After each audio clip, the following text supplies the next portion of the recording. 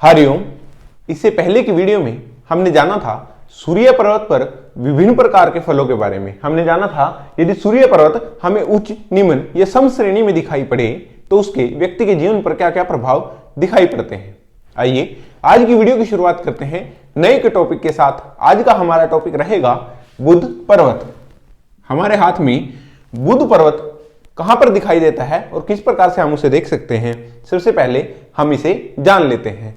तो बुध पर्वत हमें जो हमारे हाथ की सबसे छोटी अंगुली होती है, जिसका नाम कनिष्ठा है, कनिष्ठा अंगुली हाथ की सबसे छोटी अंगुली मानी गई है।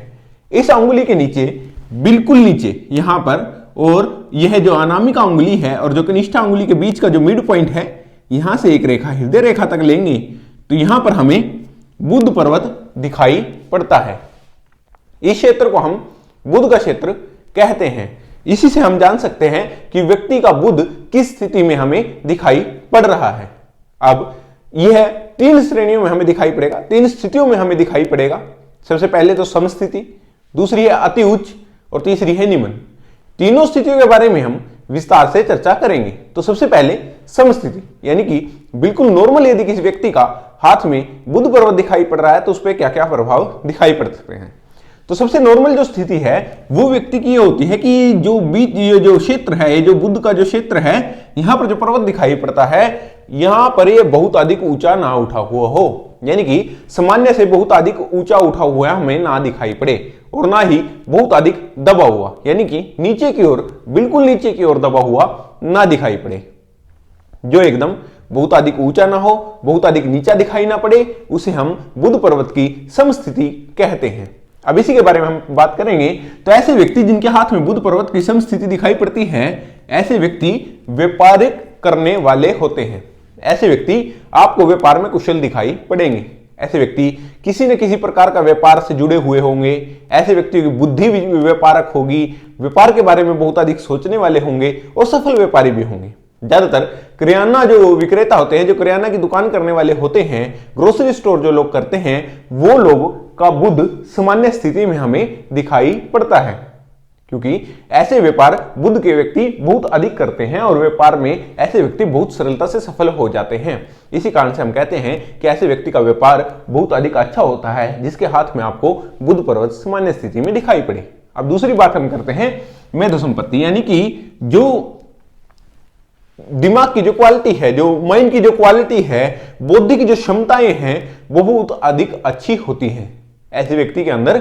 इसी कारण से हम कहते हैं ऐसे व्यक्ति के पास मेधा संपत्ति अधिक होती है, चतुर बुद्धि के होते हैं, दिमाग बहुत तेज काम करता है, आईक्यू लेवल इन लोगों को आपको अच्छा देखने को मिलेगा।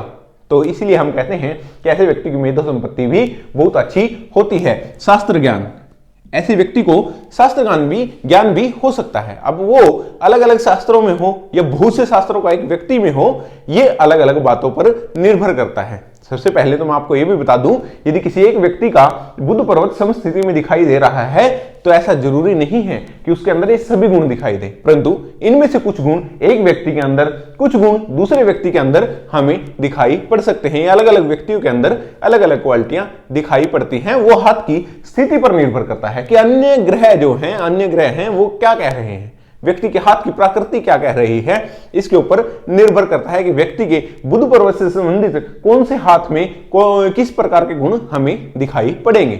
तो शास्त्र ज्ञान ऐसे व्यक्ति को हो सकता है। और होता है परिशोधन। परिशोधन का मतलब यहां पर यह है कि व्यक्ति पहले से हर बात को सोचे।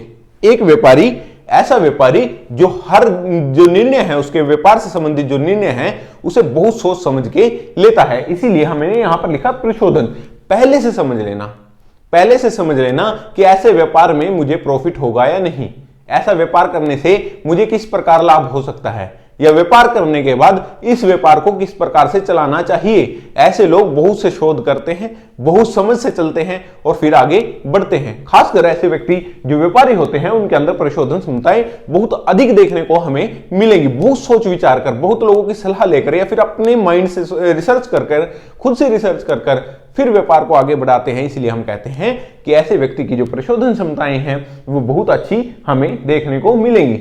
अब वास्तविक खर्च, वास्तविक खर्च का अर्थ क्या है? वास्तविक खर्च वो खर्च जो अकारण ना किया जाए, जो बेवजह ना किया जाए, किसी भी वेस्ट चीज पर खर्च ना किया जाए, किसी गलत चीज पर खर्च ना किया जाए। जरूरत की चीज पर जो लोग खर्च करते हैं, जो बहुत अधिक आवश्यक चीजें हैं जिंदगी के लिए, जो आवश्यक चीजें हमारे जीवन के लिए जरूरी हैं, केवल उन पर खर्च किया जाए। जैसे कि एक व्यक्ति केवल और केवल अपने बच्चे को उन चीजों को दे रहा है जो उसके लिए आवश्यक है। एक बच्चा 12वीं क्लास में होने के बाद यदि गाड़ी मांगता है तो वो उसके लिए अनावश्यक है, तो उसके पिता उसको गाड़ी लाकर नहीं देते, क्योंकि वो अनावश्यक खर्च है। वास्तविक खर्च वो है जो उसको वास्तव में चाहिए। उस समय में जो जरूरत की चीजें हैं उन चीजों को ही खरीदे। तो ऐसी चीजें जो होती हैं इन सबको हम वास्तविक खर्च कहते हैं। हम इनको देखेंगे कि ऐसे लोग जब खाना खाते हैं तो बहुत अधिक वेस्ट नहीं करते। लोग उतना ही लेते हैं जितना उन लोगों को खाना होता है, और वो दूसरों से भी ये अपेक्षा करते हैं कि वो लोग कम लें, जितना खाना है उतना खाएं, उसको वेस्ट ना जाने दें, उसको खराब ना जाने दें। तो इसे कहते हैं वास्तविक खर्च। जितने की जरूरत है केवल उतना ही खर्चना, ये वास्तविक खर्च की श्रेणी हम कहते हैं। तो ऐसे लोगों के अंदर वास्तविक खर्च करने की सोच होती है। ऐसे लोग वेस्ट खर्चा करना बहुत अधिक पसंद नहीं करते। बहुभाषा ज्ञान, ऐसे व्यक्तियों को बहुत सी भाषाओं का ज्ञान हो सकता है। ऐसे व्यक्ति एक स्थान पर रहते हुए अपनी स्थानीय भाषा, अपनी राज्य भाषा, अपने देश की भाषा और विदेश में बोले जाने वाली भाषाओं का उपयोग करना जान लेते हैं। ऐसे व्यक्ति यदि बहुत अधिक अच्छे व्यापारक हो तो उनके अंदर हमें भाषाओं का ज्ञान अधिक देखने को मिलेगा। ऐसे लोग अलग अलग भाषाओं को बहुत जल्दी सीखने की कोशिश करते हैं, या फिर किसी अन्य कारण से, जैसे वो किसी भी कारण से कहीं पर व्यापार कर रहे हैं, अन्य अलग अलग देशों में व्यापार कर रहे हैं, तो ऐसे व्यक्ति बहुभाषा ज्ञानी हो सकते हैं और उन लोगों को अंदर बहुभाषा ज्ञान मिलता भी है। ऐसे लोग विनम्र होते हैं। विनम्रता इन लोगों के अंदर आपको देखने को मिलेगी। विनम्रता का अर्थ क्या है? विनम्रता का अर्थ यानी कि कोई भी व्यक्ति जिसे किसी चीज की जरूरत है, जिसे किसी चीज की आवश्यकता है, जैसे एक भिखारी किसी के पास भीख मांगने आता है तो उसे उस चीज की आवश्यकता होती है, तो ऐसे लोग विनम्र होते हैं, किसी की जरूरत को समझ लेते हैं। किसी की आवश्यकताओं को समझना इन लोगों की एक तरह से क्वालिटी हम कह सकते हैं कि इनके अंदर किसी दूसरे व्यक्ति की समस्याओं को समझ लेने की क्षमता होती है, उसकी आवश्यकताओं को समझ लेते हैं। तो उसके ऊपर विनम्रता दिखाते हुए अनुदान देते हैं, दान देते हैं, या फिर अन्य किसी प्रकार से उस व्यक्ति की मदद करते हैं ताकि वो भी अपनी सरलता से अपने जीवन को व्यतीत कर सके। तो ऐसे हम कहते हैं कि ऐसे व्यक्ति के अंदर हमें विनम्रता देखने को मिलती है। ऐसे लोग बहुत अधिक कठोर शब्दों का इस्तेमाल नहीं करते, बहुत सरल भाषा में समझते हैं और बहुत सरल भाषा में समझाना चाहते हैं। ऐसे लोग बहुत ज्यादा गुस्से में नहीं होते, सामान्य तरीके से आपको समझाने की वो लोग कोशिश करेंगे। ऐसे लोगों को गणित का ज्ञान बहुत अधिक अच्छा होता है। बहुत से जो बुद्ध से संबंधित जो लोग हैं जिनका बुद्ध सामान्य स्थिति में हमें दिखाई पड़ रहा है, बहुत अच्छी स्थिति में हमें दिखाई पड़ रहा है, तो ऐसे लोग आप वो देखेंगे कि किसी न किसी प्रकार के अकाउंट से जुड़े हुए कार्य कर रहे हैं। ऐसे लोग सीए हो सकते हैं या फिर किसी न किसी प्रकार से बैंक में नौकरी कर रहे हैं। इस प्रकार के लोग ऐसे कार्य करते हैं और गणित का ज्ञान इन लोगों के अंदर आपको अच्छा देखने को मिलेगा सामान्य व्यक्तियों के बजाय। तो ऐसे लोग गणित से संबंधित कार्यों में जुड़े हुए आपको दिख सकते हैं, तो ये भी इनका एक गुण माना जाता है। अब आता है संगीत। ऐसे व्यक्तियों के अंदर संगीत कला की खास रुचि देखने को आपको मिलेगी। एक तो इन लोगों की जो वाणी है वो बहुत अधिक अच्छी होती है। वाणी अच्छी होने के कारण, क्योंकि बुद्ध वाणी का विकारक माना गया है, तो ऐसे में जब व्यक्ति का बुद्ध बहुत अच्छा हमें दिखाई पड़ रहा है तो ऐसे व्यक्ति की वाणी बहुत अच्छी होगी। और साथ ही साथ ऐसे व्यक्ति के अंदर हमें संगीत कला से संबंधित उसकी रुचि को देखने को मिलेगी। ऐसे व्यक्ति संगीत के ज्ञाता होंगे, संगीत को समझ लेने वाले होंगे, खुद गाने वाले ना हो तो संगीत प्रेमी अवश्य होंगे। उन लोगों को संगीत सुनना बहुत अधिक पसंद होगा और अच्छा और बुरा संगीत को भी जो फर्क है, जो स्वरों का फर्क है, जो स्वरों की नॉलेज है, उन लोगों को मिलेगी। अच्छे लोग, अच्छे डिसीजन करने वाले ऐसे लोग आपको मिल सकते हैं जिनको संगीत की नॉलेज हो। ऐसा भी बुद्ध पर्वत वालों जो सामान्य पर्वत हमें दिखाई पड़ता है उसमें हमें दिखाई पड़ता है। ऐसे में ही यदि ऐसे व्यक्ति का सूर्य पर्वत बहुत अधिक अच्छा हो तो ऐसी स्थिति में व्यक्ति बहुत अच्छा संगीतकार हो सकता है, बहुत अच्छा संगीतकार हो सकता है। और उसका शुक्र पर्वत भी बहुत अच्छा आपको दिखाई पड़ रहा है तो ऐसे व्यक्ति बहुत बड़े स्टेज पर जाकर गाने की क्षमताएं रखते हैं, बहुत प्रसिद्ध गायक ऐसे व्यक्ति हो सकते हैं जिन लोगों के हाथ में ये सभी स्थितियां दिखाई पड़ रही हैं। अब तभी मैं आपको कहता हूं कि हाथ की जब तक हम पूर्ण स्थितियों को न जान ले, अलग अलग विषय को न जान लें तब तक हम पूर्ण रूप से फल नहीं कर सकते। केवल बुध को देखकर हम ये कह दें कि ऐसा व्यक्ति संगीतकार है, ये अच्छा कामयाब हो जाएगा संगीत में, तो ऐसा नहीं है। यदि उसके हाथ की अन्य स्थितियां बहुत अच्छी नहीं दिखाई पड़ रही हैं, शुक्र बहुत खराब है, सूर्य अच्छा नहीं है, तो ऐसा व्यक्ति फेमस कैसे हो सकता है। तो ये सब चीजें निर्भर करती हैं हाथ की प्रकृति पर, हाथ के अन्य ग्रह की स्थिति पर। अब हम बात करते हैं वकालत। ऐसे व्यक्ति के अंदर तर्क शक्ति होती है। ऐसे व्यक्ति किसी भी बात को लेकर, किसी विषय को लेकर लंबी बात कर सकते हैं। इनके अंदर लंबी बात करने की क्वालिटी होती रीजन से है, लेकिन ऐसे लोग बहुत लंबी बात कर सकते हैं। किसी भी विषय को लेकर अपना पक्ष मजबूत करने की स्थिति में ऐसे लोग रहते हैं, तो ऐसे व्यक्ति वकालत भी बहुत अच्छी कर सकते हैं। ऐसे लोग आपको वकील भी देखने को मिलेंगे, अच्छे वकील आपको देखने को मिलेंगे। ऐसे लोगों के अंदर बोलने की तर्क शक्ति, दूसरों के अपने पक्ष रखने की जो क्षमताएं होती हैं, वो आपको प्रचुर मात्रा में देखने को मिलेंगी। अब यहां पर हम बात करते हैं भाषण शक्ति के बारे में। जब मैंने आपको बताया कि ऐसे व्यक्ति की वाणी बहुत अधिक अच्छी होती है, ऐसे लोग विनम्र भी होते हैं, ऐसे लोगों को शास्त्र का ज्ञान भी होता है, और साथ में उनके अंदर संपत्ति, बौद्धिक जो क्षमताएं हैं वो भी बहुत अच्छी आपको देखने को मिलेंगी। तो ऐसे व्यक्ति के अंदर भाषण शक्ति जो है वो बहुत अधिक अच्छी आपको देखने को मिलेगी। यानी कि जब ये किसी मंच पर जाकर कोई भाषण करते हैं, कोई बोलते हैं, जैसे एक व्यापारी है अपने सहयोगियों को किसी प्रकार का बात समझाने की कोशिश कर रहा है, कोई बात के लिए कह रहा है कि आप ये कार्य को इस तरह से करें, तो लोग उनकी बात को सुनते हैं। उनके भाषण में वो प्रवीणता होती है, वो कुशलता होती है कि लोग उन्हें सुने और समझें, फिर उस कार्य को करें। जब मैंने आपको यहाँ पर 3 रेखाओं के बारे में बताया, तो मैंने बताया था हीलिंग संगमटा के बारे में और बहुत सी हीलिंग पावर के बारे में कि ऐसे ऐसे होता है। तो उसका मैं आपको, उस वीडियो का पूरा लिंक मैं आपको आई बटन में छोड़ दूंगा, आप वहां से उस वीडियो को देख लें। तो ये सब चीजें बुध पर्वत वालों के साथ होती हैं। जो भाषण शक्ति है वो वाकई में इन लोगों की बहुत अच्छी आपको देखने को मिलेगी। अब हम बात करते हैं आविष्कारक। ऐसे लोग आविष्कारक बुद्धि के होते हैं। ऐसे लोग जब कोई व्यापार करते हैं तो नई तरीके से, यानी कि एक व्यापार को हर लोग एक ही तरह से कर रहे हैं। अब जब बुध पर्वत वालों की बात जब आती है तो एक ही व्यापार को दूसरे तरीके से करने की कोशिश करते हैं। उसके लिए नई नई सोच लेके आते हैं, नए नए तरीकों से उस व्यापार को करने की कोशिश करते हैं ताकि वो व्यापार में सफलता हासिल कर सके। तो ऐसे में होता है कि व्यापारिक जो आविष्कार की जो क्षमता है, ऐसे लोगों के अंदर बौद्धिक जो क्षमताएं हैं वो उनको आविष्कार करवा रही हैं। नया नया आविष्कार ऐसे लोग करते हैं और उसके द्वारा अपने व्यापार को आगे बढ़ा लेते हैं और वास्तविक रूप में कामयाबी ऐसे लोग हासिल करते हुए आपको देखने को मिलेंगे। अब हम बात करें तो यहां पर बुद्धि, ऐसे व्यक्ति के अंदर बुद्धि होती ही है।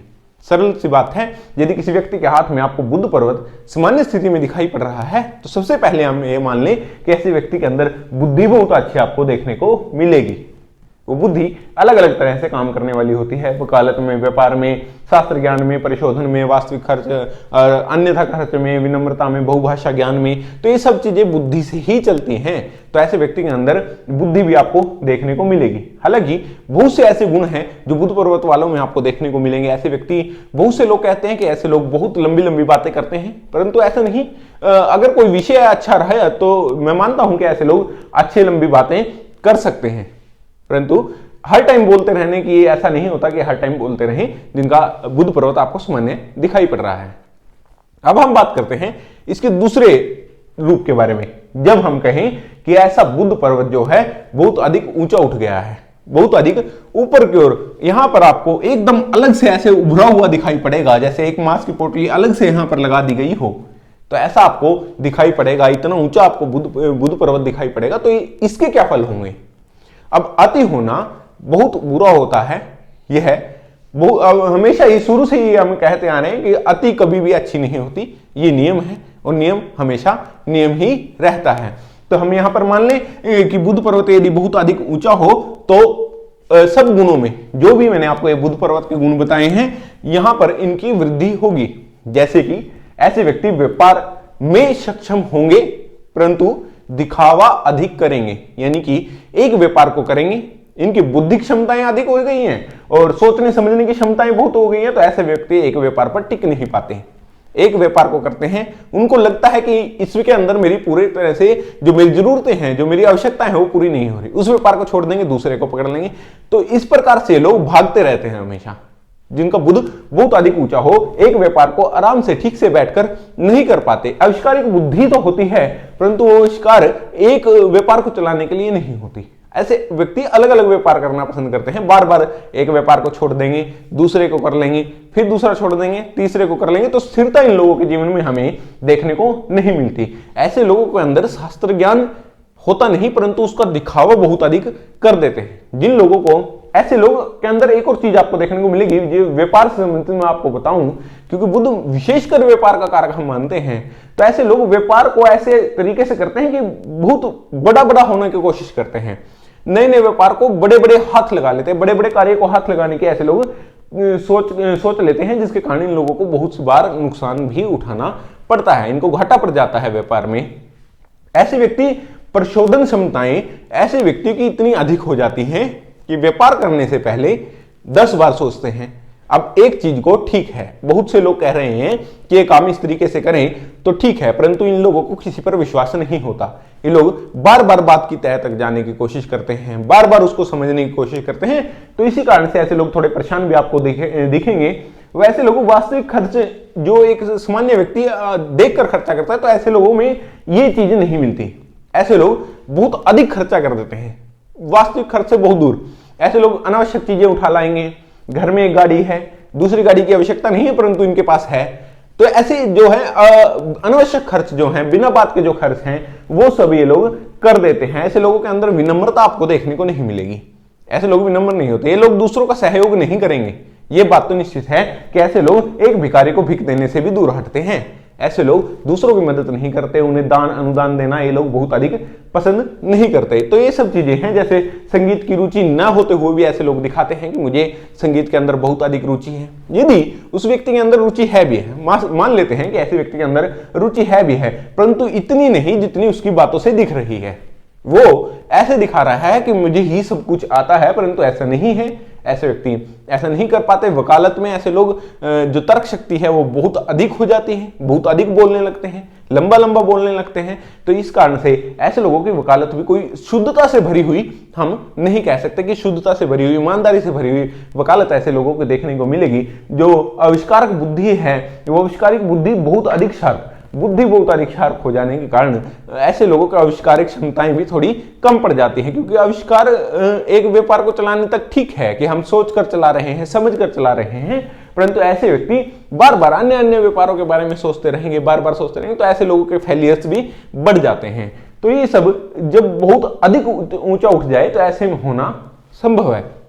आप मेरी बात को सिंपल से समझ ले कि यदि बुद्ध पर्वत बहुत अधिक ऊंचा उठा हुआ है, तो ये जितने भी गुण मैंने यहां पर लिखे, इससे अन्य भी जितने बुद्ध के गुण आप जानते हैं, या फिर मैं आपको कभी अन्य किसी वीडियो में आपको दोबारा से और भी गुणों के बारे में बताऊंगा, तो ये जितने भी गुण हैं, या आप जितने भी गुण को जानते हैं, तो वो सब बढ़ जाते हैं, उनकी अति हो जाती है, और अति होना हमेशा गलत होता है। अब हम एक और स्थिति के बारे में इसकी बात करेंगे, जिसे हम कहते हैं निम्न स्थिति, कि बहुत नीचा, यहां पर आपको एक गड्ढा सा बना हुआ दिखाई देगा, एक गहरा सा गड्ढा दिखाई पड़ेगा, जिसे हम बहुत निम्न स्थिति हम बुद्ध की मानते हैं। यह भी बहुत अशुभ माना गया है। ऐसे व्यक्ति के अंदर व्यापारिक क्षमताएं होती ही नहीं। ऐसे व्यक्ति कोई व्यापार करते हैं, छोटी मोटी कोई दुकान करके बैठते हैं, सोचते हैं, कोशिश भी करते हैं, संघर्ष करते हैं कि मेरी वो दुकान चल जाए, परंतु ऐसे व्यक्तियों के साथ ऐसा होता है कि वो उनकी दुकान चल ही नहीं पाती। एक इनकी बौद्धिक जो क्षमताएं, जैसे मेधो संपत्ति है, यहाँ पर बुद्धि ने लिखा है, तो ये सब क्षमताएं जो हैं ये थोड़ी कम होती हैं। ये बहुत अधिक सोचकर व्यापार नहीं कर पाते, बहुत अधिक सोचना इनके अंदर नहीं होता। परिशोधन की क्षमताएं इन लोगों के अंदर कम रहती हैं।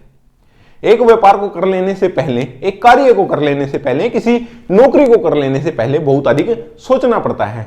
तो इन लोगों के अंदर सोचने की क्षमताएं बहुत कम होती हैं, और ये दूसरों के बहकावे में बहुत जल्दी आ जाते हैं। ऐसे लोगों को दूसरे कोई राय देते हैं कि आप ये काम कर लीजिए, तो ऐसे में बहुत जल्दी दूसरों के बहकावे में आ जाते हैं, जिसके कारण इनको जीवन भर नुकसान उठाना पड़ सकता है। तो ऐसा होना भी बहुत अशुभ माना गया है, क्योंकि अपनी क्षमताएं बहुत कम हो जाती हैं सोचने समझने की, व्यापार से संबंधित खासकर। तो ऐसे व्यक्ति को नौकरी करनी चाहिए, उसमें कोई समस्या नहीं है। ऐसे व्यक्ति का वास्तविक जो खर्च है, वो खर्च होने के लिए पहले तो बात है उसके पास व्यापार आदि इत्यादि सब कुछ ठीक चल रहा हो, तभी वो खर्च कर पाएगा। परंतु ऐसे लोग वास्तविक खर्च भी नहीं करते, बहुत सोच समझ कर खर्च करेंगे। जिस चीज की आवश्यकता है सोचेंगे कि उसको भी रहने देते हैं, कि काम चल रहा है तो चलने दें। तो इस प्रकार से ऐसे लोग सोचते हैं। ऐसे व्यक्ति को बहुभाषा ज्ञान नहीं होता, ऐसे व्यक्ति को बहुभाषा ज्ञान नहीं होता। मैं भी कुछ लोगों को ऐसे को जानता हूं। एक व्यक्ति के मैंने यहाँ अनुभव किया था कि हाथ में उसका जो बुद्ध पर्वत है वो बहुत दबा हुआ था और वो स्थानीय भाषा को ही जानने वाला था। केवल उसे अपने भारत देश की हिंदी भाषा भी नहीं आती थी, वो केवल अपनी स्थानीय भाषा को ही जानने वाला था। तो ऐसे भी लोग आपको जीवन में देखने को मिलेंगे कि भारतवर्ष में रहते हुए ही हिंदी उनको लोगों को नहीं आती। तो ऐसे भी मिलते हैं कि बहुभाषा ज्ञान इन लोगों को नहीं होता, केवल स्थानीय भाषा या फिर हिंदी भाषा को ही जानने वाले ऐसे लोग आपको देखने को मिलेंगे। विनम्रता इन लोगों के अंदर नहीं होती, बहुत कठोर से हो जाते हैं क्योंकि इनके सभी कार्य कुछ ऐसे ही, संगीत की नॉलेज इन लोगों को बहुत अधिक अच्छी नहीं होती। और दूसरा, इनकी वाणी भी बहुत अधिक अच्छी आपको देखने को नहीं मिलेगी। भाषण शक्ति भी बहुत कम हो जाती है क्योंकि जब इनकी वाणी क्षेत्र बहुत अधिक अच्छा नहीं है, ऐसे लोगों को बहुत अधिक ज्ञान भी नहीं है, तो ऐसे लोग भाषण किस प्रकार से दे सकते हैं। तो ये सब चीजें होती हैं जब किसी का ये बुद्ध पर्वत जो है बहुत कम हो जाए, तो ये सब चीजों में कमी आती है, इन्हीं सभी गुणों में कमी आएगी और वो इतनी कमी आएगी कि व्यक्ति के जीवन में बहुत बड़ी हानि का रूप ले लेगी। बहुत बड़ा नुकसान ऐसे व्यक्ति के जीवन में उठाना पड़ता है। ऐसे व्यक्ति संघर्षपूर्ण जीवन व्यतीत करते हुए आपको दिखेंगे। ये मैंने बताया पर्वत की स्थिति के बारे में। पर्वत कैसे हमें दिखाई पड़ेगा? यदि आपको बुद्ध पर्वत बिल्कुल हाथ के बीच में दिखाई पड़ रहा है, सेंटर में दिखाई पड़ रहा है और वो सामान्य स्थिति में है, तो ये निश्चित रूप से शुभ माना जाता है। ऐसे व्यक्ति निश्चित रूप से व्यापारी होते हैं, अच्छे आविष्कारक बुद्धि वाले होते हैं। ऐसे व्यक्ति के अंदर प्रशोधन क्षमताएं बहुत अधिक अच्छी होती हैं, भाषण क्षमताएं, संगीत क्षमताएं, विनम्रता, ये सब चीजें इन लोगों के अंदर आपको देखने को मिलेंगी जो सामान्य स्थिति में आपको दिखाई पड़ी। अब यही पर्वत यदि आपको सूर्य पर्वत की ओर खिसका हुआ दिखाई पड़ रहा है, यानी कि अब पहले की वीडियो मैंने आपको बताया था कि सूर्य पर्वत जो है वो बुद्ध पर्वत की ओर खिसक गया है। अब मैं आपको बता रहा हूं कि ये जो पर्वत है, ये जो बुद्ध पर्वत है वो सूर्य पर्वत की ओर खिसका हुआ दिखाई पड़ रहा है, यानी झुका हुआ दिखाई पड़ रहा है। तो ये शुभ स्थिति हम इसे मानते हैं। ऐसे व्यक्ति निश्चित रूप से कुशल व्यापारी होते हैं, अच्छे संगीतकार होते हैं। ऐसे व्यक्ति बहुत आपको सक्षम दिखेंगे हर चीज में, बहुत सफल ऐसे व्यक्ति आपको देखने को मिलेंगे जिसका बुद्ध पर्वत सूर्य पर्वत की ओर खिसका हुआ आपको दिखाई दे। तो ऐसे व्यक्ति के अंदर वाणी क्षमताएं, संगीत संबंधित, कला प्रेमी, ये सब चीजें इन लोगों के अंदर आपको देखने को मिलेगी। अब बुद्ध पर्वत की एक और स्थिति देखने को मिलती है कि यह बुद्ध पर्वत बिल्कुल हथेली के जो बाहर का हिस्सा होता है, जो ये वाला हिस्सा होता है, जो ये वाला हिस्सा है, यहां पर आपको झुका हुआ, इधर की ओर झुका हुआ दिखाई पड़े, तो ये बहुत बुरा होता है। और ऐसे व्यक्ति के हाथ में आपको यहां पर एक अलग से मांस की पोटली सी लगी हुई दिखाई पड़ेगी क्योंकि बुद्ध पर्वत इधर की ओर आया है और वो हाथ से अलग ही दिखाई पड़ेगा। इस प्रकार से उभार लिया हो साइड में, थोड़ा ऐसे गोलाकार आपको दिखाई पड़ सकता है, तो इस प्रकार से दिखेगा बुद्ध पर्वत। यह स्थिति भी बुद्ध की बहुत अच्छी नहीं मानी जाती। इसमें व्यक्ति के जितने भी व्यापारी के इत्यादि मैंने गुण बताए हैं, इन सब की कमी होती है, इन सब की वृद्धि नहीं होती। हालांकि बहुत कुछ हाथ की अन्य स्थितियों पर निर्भर करता है कि ये पर्वत के क्षेत्र की स्थिति कैसी है, अंगुली की स्थिति। अब हम अंगुली की स्थिति के बारे में भी बात कर लें। यदि ये जो कनिष्ठा उंगली है छोटी रह जाए, यानी कि जो हमारी अनामिका उंगली का प्रथम पर्व है, ये प्रथम पर्व है और यहाँ पर ये प्रथम संधि रेखा है, प्रथम संधि रेखा से नीचे रह जाए, ये केवल इससे थोड़ा नीचे दिखाई पड़ रही है, तो ये अंगुली छोटी नहीं है, मूल स्थान से घट गई है। यानी कि जो मूल स्थान है वो बहुत नीचे आ गया है। तो ऐसी स्थिति में हम कहेंगे कि व्यक्ति के अंदर इन सभी गुणों की कमी आई है। और एक खास बात देखने को ये आपको मिलेगी, जिसकी बुद्ध अंगुली, कनिष्ठा जो अंगुली है वो बहुत छोटी दिखाई पड़े, तो ऐसे व्यक्ति बहुत ईमानदार आपको देखने को नहीं मिलेंगे। हालांकि इस अंगुली का लंबा हो जाना शुभ है। यदि यह अंगुली संधि रेखा से ऊपर चली गई है तो ये शुभ है। यदि संधि रेखा के ऊपर जाकर इसके मिडल तक आ गई है तो भी शुभ है, इसके बराबर भी आ जाए तो भी शुभ मानी जाती है, बुरी नहीं मानी जाती। तो ये बुद्ध की अंगुली है, इसके बढ़ जाने से इतने व्यापारों में गुण, जो व्यापारिक गुण है व्यक्ति के अंदर बढ़ रहे हैं, तो ऐसा में कोई समस्या नहीं है। परंतु बहुत अधिक किसी चीज की यदि हमें आती होती दिखाई दे रही है तो वो निश्चित रूप से अलाभकारी होती है, नुकसानदायक होती है, व्यक्ति के जीवन में विपरीत प्रभाव डालने वाली होती है। तो आप इन सब चीजों के बारे में ठीक से समझ गए होंगे। अगली वीडियो में अगले पर्वत के बारे में बात करेंगे। तब तक आप वीडियो को लाइक करें, चैनल को सब्सक्राइब करें। मिलते हैं किसी ऐसी वीडियो में। हरिओम।